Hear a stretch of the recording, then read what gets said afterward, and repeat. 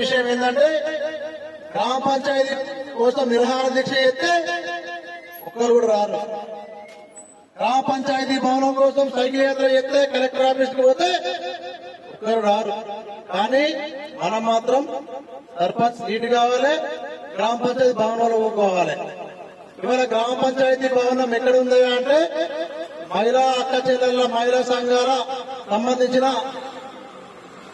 Venkata Kalavathi community hall, అది మహిళా సంఘాలది. ఆ మహిళా సంఘాల ఆఫీసులు ఉండాలి. గ్రామ పంచాయతీని విమలెత్తాలి, వేరే కాడి మారవాలి.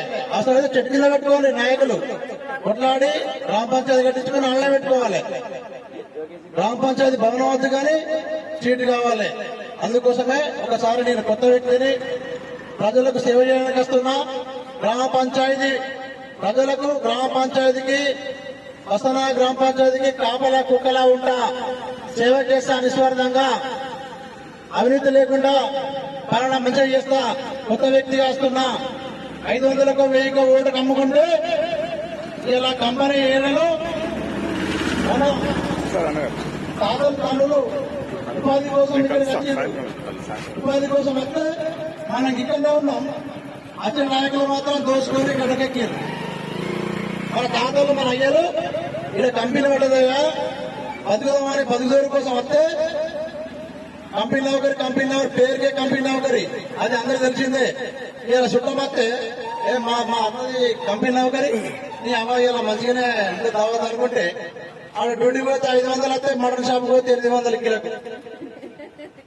ఏమైనా ఇంత షెడాకింత పవ్వ పోతామంటే పవ్వకు 400 300. అది కాదు, నువ్వు చేయాల్సుకున్న పనులు ఏంటో చెప్పు. నేను గ్రామ పంచాయతీ భవనం 3 నెలల్లో కట్టిస్తా. ప్రతి సంవత్సరానికి వసంత్ నగర్ లో ఐటీఐ చదువుకున్న బీటెక్ గానీ డిగ్రీ గానీ చదువుకున్న వాళ్లకు మినిమం 20 మందికి అప్రెంటిస్షిప్ ఇప్పిస్తా. చదువులేని వాళ్లకు 20 మందికి కాంట్రాక్ట్ లేబర్ ఇప్పిస్తా.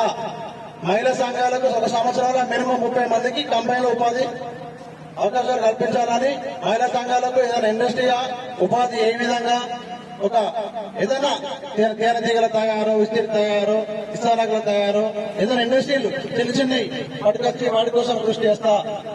ముఖ్యంగా మనం ఈ కంపెనీ తోటి దుమ్ముకు చచ్చిపోతున్నాం. ఆ దుమ్ము వాడి నీళ్లు కలుషితం అయ్యి ఆ వాటర్ తాగి కిడ్నీలు మొదలవుతాయి. మన ప్రాంతంలో ఎందరు చనిపోయినారో మీ అందరికీ తెలుసు. ఆ దుమ్ము విషయంలో మాట్లాడి డస్ట్ అలవెన్స్ కింద ఒక నెలకు ఒక్క గడపకు 3000 రూపాయలు డస్ట్ అలవెన్స్ కింద ఇప్పిస్తా. అంటే ఒక రోజు కింద పడుతుంది 100 రూపాయలు. బండి బయట పెడితే దుమ్ము, కారు దుమ్ము, దుకాణం అంతా దుమ్ము. తినే ఆహారం దుమ్ము అయితే మన కిడ్నీలు ఖరాబ్ అయితే దవాఖానకు పోతే లక్షలు అవుతాయి. ఇవాళ మనుషులు ఎట్లా ఉంటానో ఒక్కొక్కరు పక్క చెల్లిపోయి ఈ దుమ్ము వల్ల కిడ్నీల బాధతోటి ఎందరు చనిపోయినారో ఒకసారి మీరు పరిశీలన చేయాలి. మన బసనా రెవెన్యూ ఎంత ఉంది? ఇప్పుడు ఉమ్మడి పలగుతున్నప్పుడు రెవెన్యూ స్థలం ఎంత ఉండే, మరి ఏమైంది? గత నాయకులు ఏం చేసిండ్రు? ఓ పక్క తెలంగాణ పక్క ఓలుపాట చేసుకున్నారు, ఓ పక్క ఇక్కడ కృష్ణనగర్ పక్క ఓలుపాట చేసుకున్నారు, మధ్యలో గ్రామ పంచాయతీ ఓలుపాట చేసుకున్నారు. మరి నాయకులు ఏం బీగిరయ్యా అని అడుగుతానా? అంటే పదవి కావాలి, సర్పంచ్ సీట్ కావాలి, కానీ ఊళ్ళే నిరుద్యోగులకు ఉద్యోగాలతో గ్రామ పంచాయతీ భవనం వద్దు. కంపెనీలా ఏమన్నా చేసుకుందామంటే మనమందరం చేసుకుందాం. మనే అది మనదే, ఇది మనదే, ఆ ఇంకోటి కూడా మనదే. కానీ ప్రజలకు మాత్రం పంగనామాలే. మనం రోడ్డు పైన ఇలా బసనార్ల యూత్ నిరుద్యోగంతోటి రోడ్ల పండి పిల్లల్ని తిరుగుతాను. ఎవరు తిరుగుతారో మీరు చూస్తారు. అదే సముద్రం తలాపు పెట్టుకుని సాప నీళ్ళకెడిచినట్టు ఎక్కడి నుంచి వచ్చిన వాళ్ళు ఇక్కడ బతారు. మన పిల్లలు మన గుడ్డలు మొత్తం మళ్ళీ హైదరాబాద్ పోయి బాయి దుబాయ్ లెక్క అవుతుంది మన బతుకు. అందుకోసమే ఒకసారి నాకు అవకాశం ఇవ్వండి. మన బసనారుకు రెవెన్యూ కూడా జాగా స్థలం తక్కువ ఉన్నది. అందులో మనుషులు అయితే పట చేసుకుంటారు. రాబోయే రోజులు బాగా కష్టంగా ఉంటాయి. నాయకులను మంచిగా ఎన్నుకోవాలి. అది ఎవరైనా పర్వాలేదు. ఇంకా ముఖ్యంగా అంతకుముందు ఉమ్మడి పాలకుడుతుండే, అరే మన ఊరుడు కావాలి, మన రత్నగర్ కావాలి, మల్లయ్య కావాలి, పల్లెయ్య కావాలి, ముట్లయినాం. ఇప్పుడు మన గ్రామ పంచాయతీ బస్సులో సపరేట్ అయింది కదా. అలాంటప్పుడు మనమే అందరం కూకొని ఒక ఏకగ్రహంగా చేసుకుందాం. ఒక ఏకగ్రహంగా చేసుకొని ఏం కావాలో మనకు ఒక బాండ్ పేపర్ మీద రాసుకుందాం. నేను ఇది చేస్తా అని బాండ్ పేపర్ మీద రాసుకుందాం. ఆ పని చేసే వాళ్ళకి ఒక్కరికే ఏకగ్రీవం ఇద్దాం. ఇప్పుడు మేము ఉదాహరణకు 10 మంది పోటీ చేస్తాం, 5-10 మంది పోటీ చేస్తాం. సరే, ఇప్పుడు 6 పోటీకి వస్తున్నాం. 6 మనిషికి 10 లక్షలు ఖర్చు పెట్టిన 60 లక్షలు. ఇదే 60 లక్షలు పెడితే ఊళ్ళో ఎంత డెవలప్ చేయొచ్చు? ఇవాళ బొడ్రాయి కూడా లేదు, మనకు బొడ్రాయి కూడా లేదు. వాళ్ళ మనకు ఎప్పుడు సిగ్గుపోతుంది. వస్తున్నారు అంత దుర్భరమైన ఆలోచించాలి.